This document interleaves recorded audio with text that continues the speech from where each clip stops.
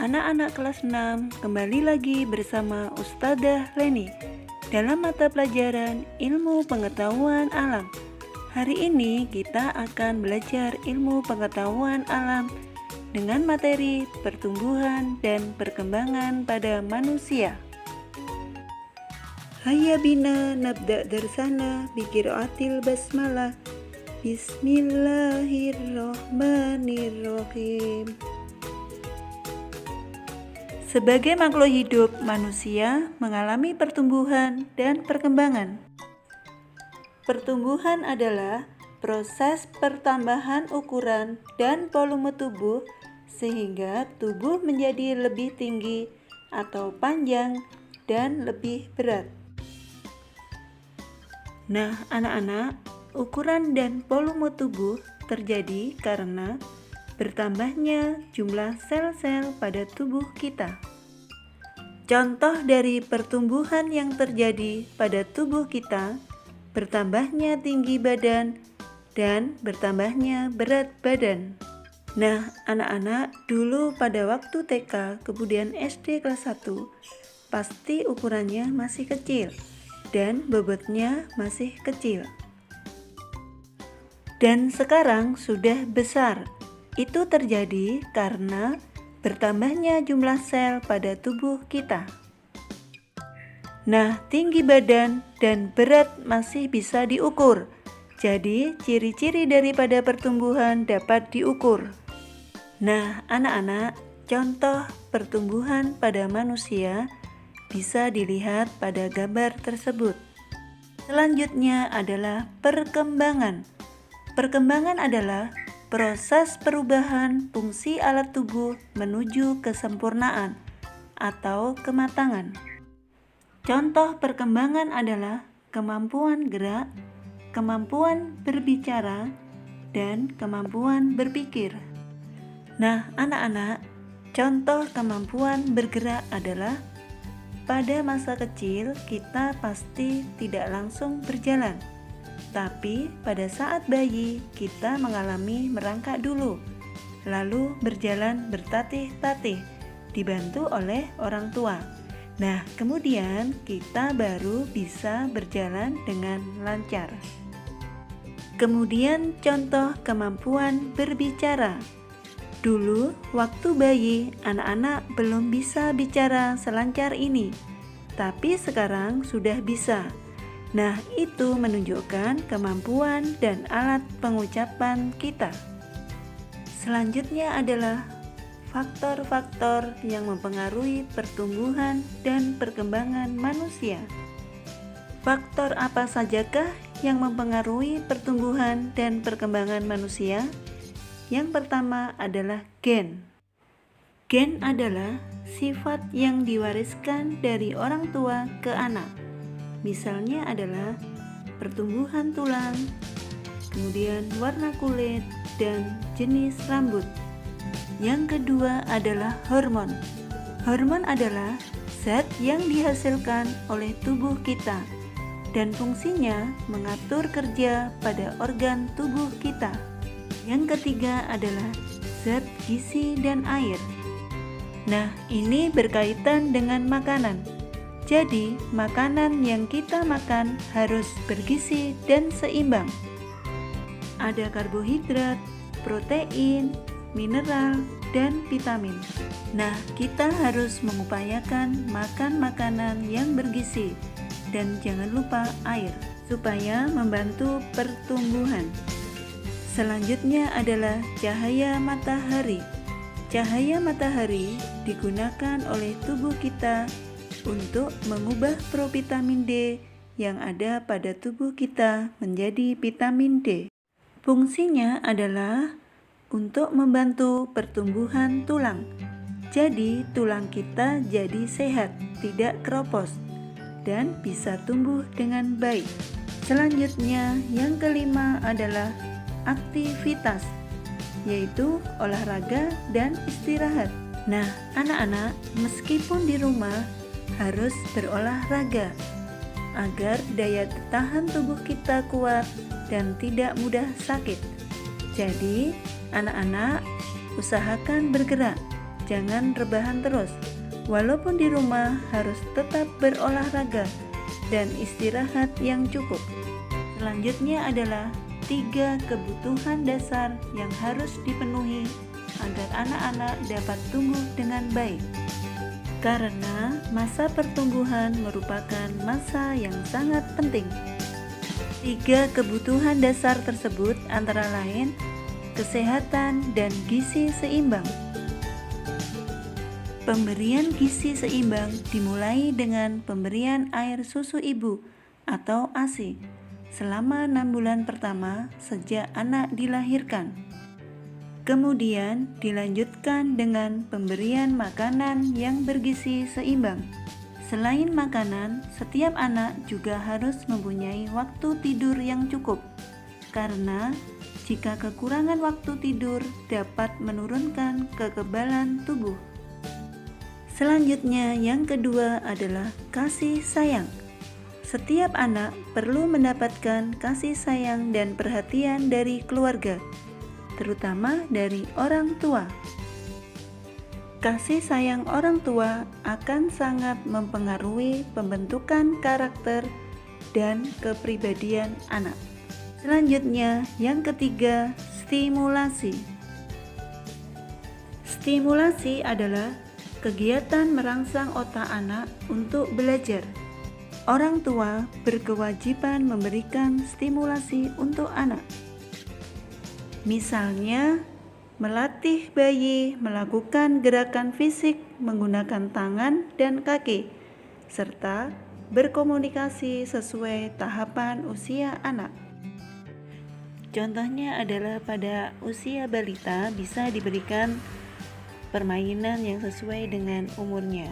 Kemudian jika anaknya sudah usia sekolah, bisa diberikan dengan stimulasinya yaitu melukis, musik, dan olahraga.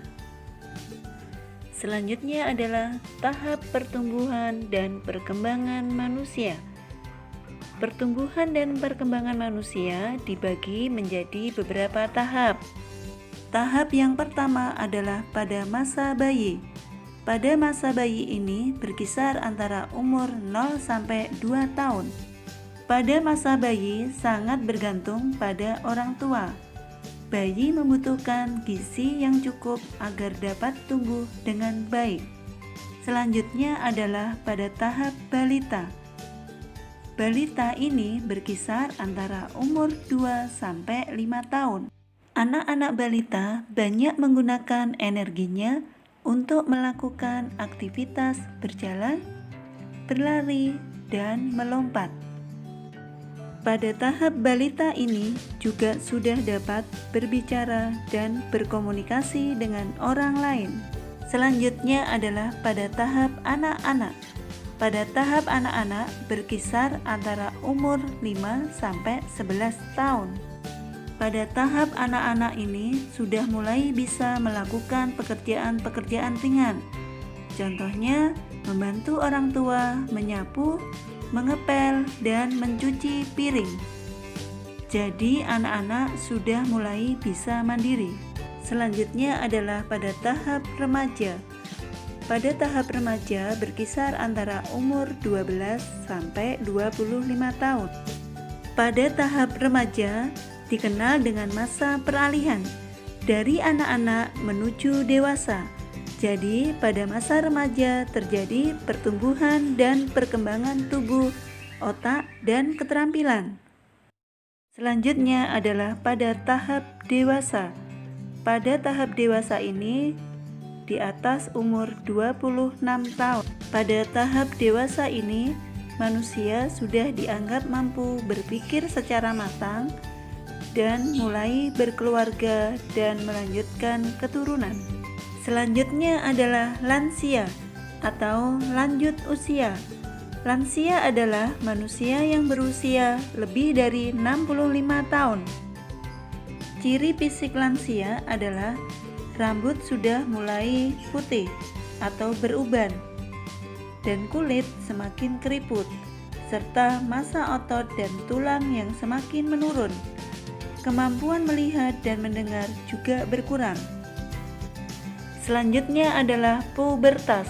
Pubertas adalah masa ketika seorang anak mengalami perubahan fisik, pola pikir, dan pematangan organ reproduksi.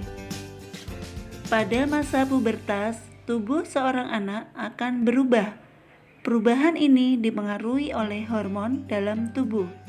Hormon merupakan zat yang dihasilkan oleh tubuh untuk mengendalikan proses-proses tertentu di dalam tubuh.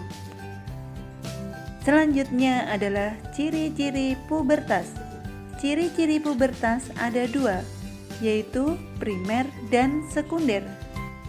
Ciri-ciri pubertas pada primer adalah mulai diproduksinya sel-sel reproduksi, yaitu dibentuknya sel sperma dan ovum.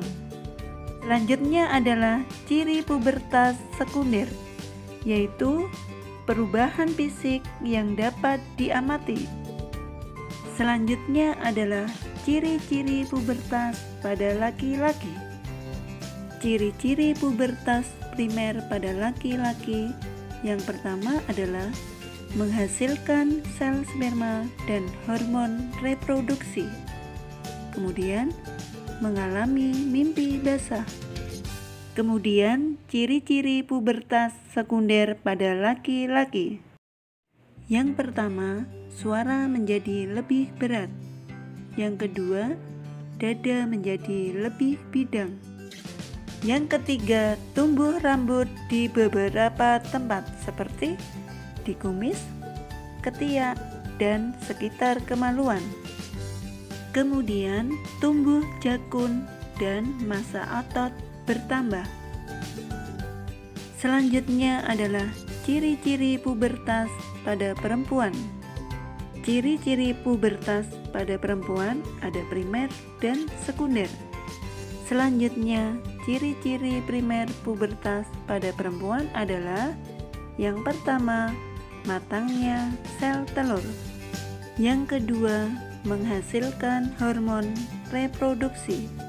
Kemudian yang ketiga, mengalami menstruasi. Menstruasi adalah luruhnya dinding rahim dan ovum yang tidak dibuahi.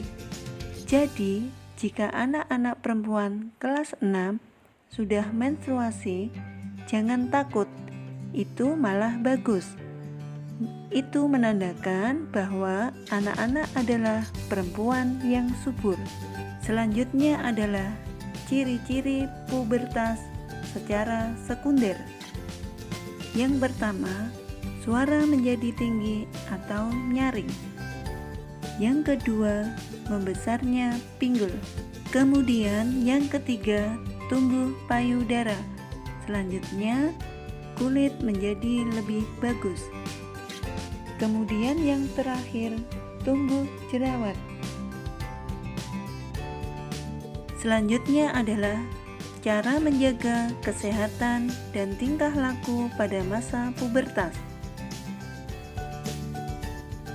Pada masa pubertas, remaja akan cenderung lebih aktif. Banyak perubahan-perubahan yang terjadi seperti tumbuhnya jerawat dan keringat yang semakin banyak. Nah, anak-anak, berikut cara untuk menjaga kesehatan tubuh pada masa pubertas.